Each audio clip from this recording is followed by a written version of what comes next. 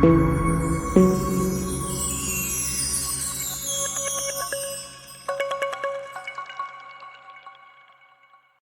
എല്ലാ പ്രിയപ്പെട്ട കൂട്ടുകാർക്കും നമസ്കാരം. ഞങ്ങളിപ്പോൾ ഉള്ളത് ഇന്തോനേഷ്യയിലെ ബാലി ദ്വീപിലാണ്. ബാലി ദ്വീപിൻ്റെ കാഴ്ചകളാണ് നമ്മളിപ്പോൾ കണ്ടുകൊണ്ടിരിക്കുന്നത്. ഞങ്ങൾ ഇന്തോനേഷ്യയിലേക്ക് വരുന്നതിൻ്റെ ഒരു വീഡിയോ ഞാൻ ഇതിന് മുൻപ് ചെയ്തിട്ടുണ്ടായിരുന്നു. ആ വീഡിയോ കാണാത്തവർക്ക് വേണ്ടി ഞാൻ ഈ വീഡിയോയുടെ ഡിസ്ക്രിപ്ഷൻ ബോക്സിൽ അതിൻ്റെ ലിങ്ക് വയ്ക്കാം. നിങ്ങൾക്കത് ക്ലിക്ക് ചെയ്തുകൊണ്ട് ആ വീഡിയോ കാണാൻ പറ്റുന്നതാണ്. ഇത്തവണ ഞങ്ങൾ ടൂർ വന്നിരിക്കുന്നത് ദ ലെയ്മാൻസ് വെക്കേഷൻ എറണാകുളം എന്ന് പറയുന്ന ടൂർ കമ്പനിയുടെ കൂടെയാണ്. അപ്പോൾ അതിൻ്റെ ടൂർ മാനേജറായിട്ടുള്ള സനൽ സാറ് ഞങ്ങളുടെ കൂടെയുണ്ട്. ഇത്തവണത്തെ ടൂറിൽ ഞങ്ങളുടെ കൂടെ മൊത്തം 17 പേരാണുള്ളത്. ഞങ്ങൾ ആദ്യം ഇവിടെ ബാലിയിൽ കാണാൻ പോകുന്നത് ഉലുവാട്ടു ടെമ്പിളാണ്. ബാലിയിലെ ഏറ്റവും ആദരണീയമായ കടൽ ക്ഷേത്രങ്ങളിൽ ഒന്നാണ് ഉലുവാട്ടു ക്ഷേത്രം. പുര ലുഹൂർ ഉലുവാട്ടു എന്നും ഈ ക്ഷേത്രം അറിയപ്പെടുന്നുണ്ട്. ഞങ്ങൾ ഉലുവാട്ടു ടെമ്പിളിൽ എത്തിയിരിക്കുകയാണ്. ബാലിയിലെ ഉലുവാട്ടു ടെമ്പിൾ എന്ന് പറയുന്ന സ്ഥലത്തേക്ക് എത്തിയിരിക്കുകയാണ്. അപ്പോൾ ഞാൻ ടെമ്പിളിൻ്റെ കുറച്ച് കാഴ്ചകൾ നമുക്കൊന്ന് കാണാം. നിറയെ കുരങ്ങന്മാരുണ്ട്. കുരങ്ങന്മാർ കുറേ ആൾക്കാർ ഫോണൊക്കെ എടുത്ത് പോകുന്നുണ്ട്. അപ്പോൾ അത് രക്ഷയില്ല, നമ്മൾ സൂക്ഷിച്ചിട്ടില്ലെങ്കിൽ നമ്മുടെ ഫോണൊക്കെ എടുത്ത് പോകും. ഈ ക്ഷേത്രത്തിൻ്റെ ഉള്ളിലേക്ക് പ്രവേശിക്കാൻ വേണ്ടിയിട്ട് ഇതേമാതിരിയുള്ള ഒരു സ്കാർഫ് നമ്മളെല്ലാവരും അരയിൽ ചുറ്റണം എന്നുള്ളൊരു നിയമമുണ്ട്.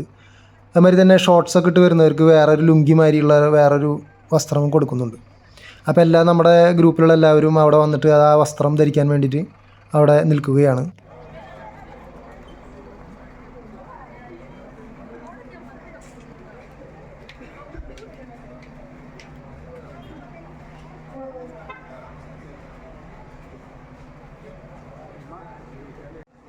ഇത് ടിക്കറ്റ് കൗണ്ടറാണ്. ടെമ്പിളിനുള്ളിലേക്ക് പ്രവേശിക്കാനുള്ള ടിക്കറ്റ് ഇവിടെ നിന്നാണ് എടുക്കേണ്ടത്. അപ്പോൾ ഇന്തോനേഷ്യൻ റുപ്പിയായിട്ടുള്ള 50,000 രൂപയാണ് മുതിർന്നവർക്ക് അവർ ചാർജ് ചെയ്യുന്നത്. അതുമാതിരി കുട്ടികൾക്ക് അവർ 30,000 ഇന്തോനേഷ്യൻ റുപ്പിയാണ് ചാർജ് ചെയ്യുന്നത്.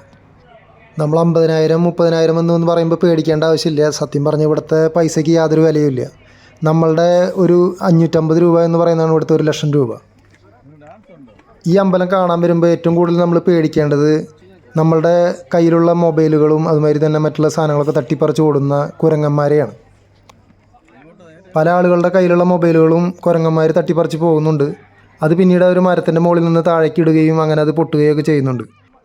ഞങ്ങൾ ഈ അമ്പലം സന്ദർശിക്കാൻ വന്ന സമയം ഉച്ചതിരിഞ്ഞ നേരമായിരുന്നു.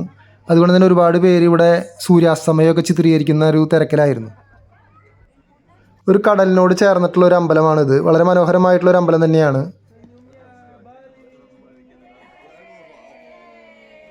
ദിവസവും ഈ ഉലുവാട്ടു ക്ഷേത്രം കാണാൻ വേണ്ടി ഒരുപാട് വിദേശീയരായിട്ടുള്ള ആളുകൾ വന്നു പോകുന്നുണ്ട്. ഈ ദ്വീപിൻ്റെ തെക്ക് പടിഞ്ഞാറൻ അറ്റത്തായിട്ടാണ് ഈ ക്ഷേത്രം സ്ഥിതി ചെയ്യുന്നത്. അതുകൊണ്ട് തന്നെ ലോകമെമ്പാടുമുള്ള ആളുകളെ വളരെയധികം ആകർഷിക്കുന്ന ഒരു ക്ഷേത്രം കൂടിയാണ് ഉലുവാട്ടു ക്ഷേത്രം. കടലിൻ്റെ ഒരു സൈഡിലായിട്ടുള്ള ഒരു കുന്നിലാണ് ഈ ക്ഷേത്രം സ്ഥിതി ചെയ്യുന്നത്. അതുകൊണ്ട് തന്നെ അതിൻ്റെ മുകളിൽ നിന്നുള്ള കാഴ്ചയാണ് ഈ കാണുന്നത്. വളരെ മനോഹരമായിട്ടുള്ളൊരു കാഴ്ചയാണ് നമ്മളിപ്പോൾ ഈ കണ്ടുകൊണ്ടിരിക്കുന്നത്.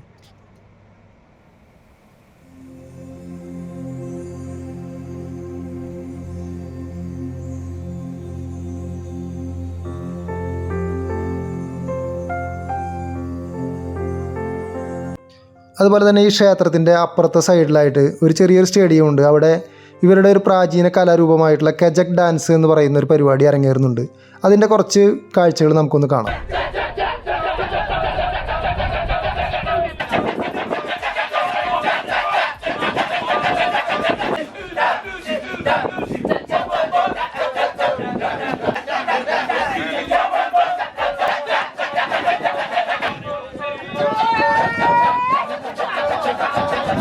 ബാലിയിലെ വളരെ പ്രാചീനമായിട്ടുള്ളൊരു കലാരൂപമാണ് ഇവിടെ അരങ്ങേറിക്കൊണ്ടിരിക്കുന്നത്. ഇതിലവർ കാണിക്കുന്നത് രാമായണത്തിലെ സീതയെ തട്ടിക്കൊണ്ടുപോകുന്നതും അതിനുശേഷം ലങ്കയിലേക്ക് രാവണൻ വന്ന് ലങ്കയിൽ അവിടെ സീതയെ പാർപ്പിക്കുന്നതും പിന്നീട് നമ്മുടെ ഹനുമാൻ അവിടെ ചെന്ന് സീതയെ രക്ഷിക്കുന്ന ഒരു രൂപങ്ങളൊക്കെയാണ് അവിടെ അരങ്ങേറിക്കൊണ്ടിരിക്കുന്നത്.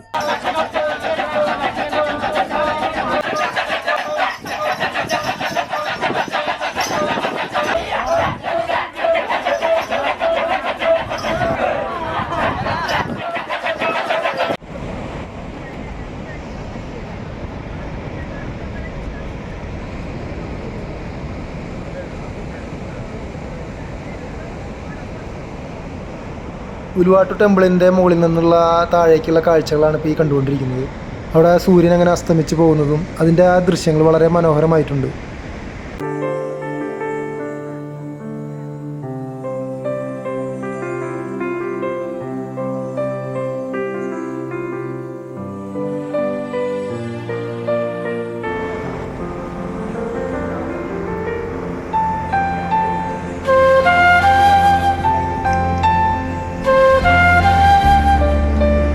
ഉലുവാട്ടു ടെമ്പിളിൻ്റെ കാഴ്ചകൾക്ക് ശേഷം ഞങ്ങൾ ബസ്സിലേക്ക് കയറി. ഇനി ഞങ്ങൾ പോകുന്നത് ഡിന്നർ കഴിക്കാനാണ്.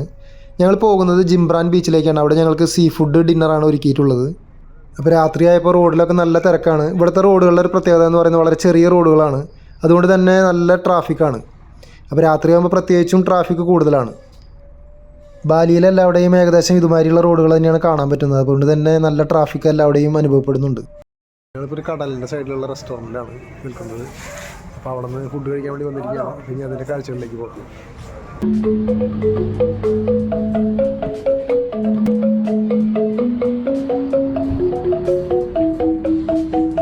ഇവിടുത്തെ ജിംബ്രാൻ ബീച്ചിലാണ് ഈ റെസ്റ്റോറൻറ്റ് സ്ഥിതി ചെയ്യുന്നത്. Blue ocean sea food restaurant എന്നാണ് ഇതിൻ്റെ പേര്. റെസ്റ്റോറൻറ്റിലേക്ക് കയറുന്ന പ്രവേശന കവാടത്തിൽ തന്നെ അവിടെ മീനൊക്കെ വറക്കുന്നുണ്ട്. അപ്പോൾ അതിൻ്റെ നല്ല മണം വന്നുകൊണ്ടിരിക്കുന്നുണ്ട്. അപ്പോൾ അതിൻ്റെ കുറച്ച് വീഡിയോ ഞാൻ പകർത്തിയതാണ്. അത് നിങ്ങൾക്ക് വേണ്ടി ഇവിടെ ഷെയർ ചെയ്യാം.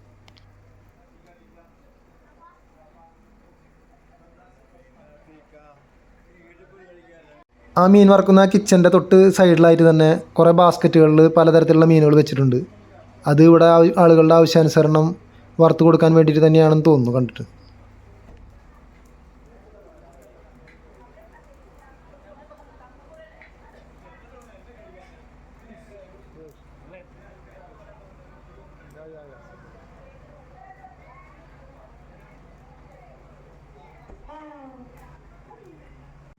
അങ്ങനെ ഞങ്ങൾ റെസ്റ്റോറൻറ്റ് ഉള്ളിലേക്ക് പ്രവേശിച്ചു. ഈ റെസ്റ്റോറൻറ്റ് ഉള്ളിലാണ് ഫുഡ് എന്നാണ് ഞങ്ങൾ ആദ്യം കരുതിയത്. പക്ഷേ ഞങ്ങൾക്ക് ഫുഡെല്ലാം ഒരുക്കിയിട്ടുള്ളത് ആ കടലിൻ്റെ സൈഡിലുള്ള കുറേ ചെയറുകളൊക്കെ ഇട്ടിട്ട് അവിടെ കടലും കണ്ടുകൊണ്ട് നമുക്ക് ഫുഡ് കഴിക്കാവുന്ന രീതിയിലാണ് എല്ലാം ഒരുക്കി വെച്ചിട്ടുള്ളത്. അപ്പോൾ ഇനി നമുക്ക് അങ്ങോട്ടൊന്ന് പോകാം. ഒരുപാട് ചെയറുകൾ അവിടെ അറേഞ്ച് ചെയ്തിട്ടുണ്ട്. അതുപോലെ തന്നെ കുറേ പ്രോഗ്രാമുകളൊക്കെ അവിടെ ഇങ്ങനെ ഡാൻസും പാട്ടും പരിപാടികളൊക്കെ നടന്നുകൊണ്ടിരിക്കുന്നുണ്ട്. എല്ലാവിടെയും നല്ല മാല ബൾബും കാര്യങ്ങളൊക്കെ ഇട്ടിട്ട് നല്ല മനോഹരമാക്കിയിട്ടുള്ള ഒരു ബീച്ചാണിത്. ജിംബ്രാൻ ബീച്ച് എന്നാണ് ഇതിൻ്റെ പേര്. എന്തായാലും പറയാൻ വാക്കുകളില്ല, അത്രയും മനോഹരമായിട്ടുള്ളൊരു ബീച്ച് തന്നെയാണ്. ഞങ്ങളുടെ വെൽക്കം ഡ്രിങ്കായിട്ട് കരിക്കാണ് വെച്ചിട്ടുള്ളത്. നല്ല അത്യാവശ്യം വെള്ളവും കഴിക്കാനുള്ളതുമായിട്ട് നല്ല കരിക്കാണുള്ളത്.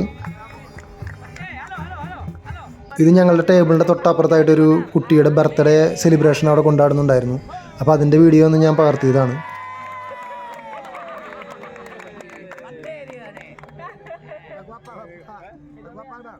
ഇതുപോലെയുള്ള കാര്യങ്ങളൊക്കെ ഇവിടെ കാണുമ്പോഴാണ് എനിക്ക് കേരളത്തെക്കുറിച്ച് ഓർമ്മ വരുന്നത്. നമ്മുടെ നാട്ടിൽ ഇതുപോലെയുള്ള ഒരുപാട് നല്ല നല്ല ബീച്ചുകളുള്ളതാണ്. പക്ഷേ നമ്മുടെ നാട്ടിലെ ആളുകളൊന്നും ഇതുമാതിരിയുള്ള പ്രവർത്തനങ്ങൾ ചെയ്യുന്നില്ല എന്നാണ് എനിക്ക് തോന്നുന്നത്. ഇവിടെയൊക്കെ ചെയ്യുന്നതിൽ കൂടുതലായിട്ട് നമ്മുടെ നാട്ടിൽ ചെയ്യാനുള്ള അവസരങ്ങൾ ഒരുപാടുണ്ട്. പക്ഷേ നമ്മുടെ നാട്ടിലൊന്നും ഇത് എന്തുകൊണ്ടാണ് ചെയ്യാത്തതെന്ന് എനിക്ക് മനസ്സിലാകുന്നില്ല. ഒരുപാട് അവസരങ്ങളുണ്ടായിട്ട് അത് പ്രയോജനപ്പെടുത്തുന്നില്ല. ഇങ്ങനെ നമ്മുടെ നാട്ടിലുള്ള ബീച്ചുകളുടെ സൈഡിലൊക്കെ ഇതുമാതിരിയുള്ള തട്ടുകടകളും കാര്യങ്ങളൊക്കെ ചെയ്ത് നൈറ്റ് ക്ലബ്ബ് കാര്യങ്ങളൊക്കെ ഇങ്ങനെ ഡാൻസും പ്രോഗ്രാമൊക്കെ വെക്കുകയാണെങ്കിൽ ഒരുപാട് പേര് റിലാക്സ് ചെയ്യാനൊക്കെ ആയിട്ട് വരില്ലേ. അതിനെക്കുറിച്ച് നിങ്ങളുടെ അഭിപ്രായം ഒന്ന് നമ്മുടെ കമൻറ്റ് ബോക്സിൽ ഒന്ന് കമൻറ്റ് ഇട്ടോളാം. അങ്ങനെ ഞങ്ങളുടെ ഭക്ഷണം എത്തിച്ചേർന്നു. അതിൽ നല്ല വലിയൊരു മീൻ വറുത്തതുണ്ട്. അതുകൂടാതെ തന്നെ കക്ക ഉണ്ട്. പിന്നെ അതുപോലെ തന്നെ നമ്മളുടെ കൂന്തൾ വറുത്തതുണ്ട്, ചെമ്മീൻ വറുത്തതുണ്ട്. അങ്ങനെ വെറൈറ്റി ആയിട്ടുള്ളൊരു ഭക്ഷണം തന്നെയായിരുന്നു. വളരെ നല്ലൊരു ഭക്ഷണം തന്നെയായിരുന്നു. എല്ലാവരും നല്ല ആസ്വദിച്ച് തന്നെ അത് കഴിക്കുകയുണ്ടായി. അങ്ങനെ ഞങ്ങളുടെ ജിംബ്രാൻ ബീച്ചിലെ ഡിന്നർ കഴിഞ്ഞ് ഞങ്ങളിനി ഹോട്ടലിലേക്ക് പോവുകയാണ്. അപ്പോൾ J4 ഹോട്ടലിലാണ് ഞങ്ങളുടെ താമസം. അത്യാവശ്യം ഒരു 4 സ്റ്റാർ ഹോട്ടൽ തന്നെയാണ്, നല്ല ഹോട്ടലാണ്. അവിടെ ഞങ്ങൾ എത്തിച്ചേർന്നു. ഈ ഹോട്ടൽ സ്ഥിതി ചെയ്യുന്നത് ബാലിയിലെ കുട്ട എന്ന് പറയുന്ന സ്ഥലത്താണ്. അപ്പോൾ ഞങ്ങളിവിടെ 2-3 ദിവസവും ഈ ഹോട്ടലിൽ തന്നെയാണ് താമസിക്കുന്നത്. ഇനി കൂടുതൽ ബാലിയുടെ കാഴ്ചകളുമായിട്ട് അടുത്ത വീഡിയോയിൽ ഞാൻ വരുന്നതായിരിക്കും. ഞാൻ ഇന്നത്തെ വീഡിയോ ഇവിടെ അവസാനിപ്പിക്കാൻ പോവുകയാണ്. ഈ വീഡിയോ നിങ്ങൾക്ക് ഇഷ്ടപ്പെട്ട് കാണുമെന്ന് ഞാൻ വിശ്വസിക്കുന്നു. ആദ്യമായിട്ട് എൻ്റെ ചാനൽ കാണുന്നവരുണ്ടെങ്കിൽ ഒന്ന് സബ്സ്ക്രൈബ് ചെയ്യാൻ മറക്കരുത്. അതുപോലെ തന്നെ വീഡിയോ ഇഷ്ടപ്പെടുകയാണെങ്കിൽ നിങ്ങൾ ലൈക്കും കമൻസൊക്കെ ഇട്ടിട്ട് എന്നെ സപ്പോർട്ട് ചെയ്യണം. നിങ്ങളുടെയൊക്കെ സപ്പോർട്ട് ഉണ്ടെങ്കിലാണ് ഇനിയും നല്ല വീഡിയോകൾ ചെയ്യാനും മുന്നോട്ട് പോകാനൊക്കെ പറ്റുകയുള്ളൂ. ബാലിയിലെ കാഴ്ചകൾ ഇവിടെ അവസാനിക്കുന്നില്ല. പുതിയ കാഴ്ചകളുമായി അടുത്ത വീഡിയോയിൽ വരുന്നതായിരിക്കും. ഈ വീഡിയോ കണ്ട് സപ്പോർട്ട് ചെയ്ത എല്ലാ നല്ലവരായ കൂട്ടുകാർക്കും ഒരിക്കൽ കൂടി നന്ദി പറഞ്ഞുകൊണ്ട് എൻ്റെ വീഡിയോ ഇവിടെ അവസാനിപ്പിക്കുകയാണ്. എല്ലാവർക്കും നന്ദി, നമസ്കാരം.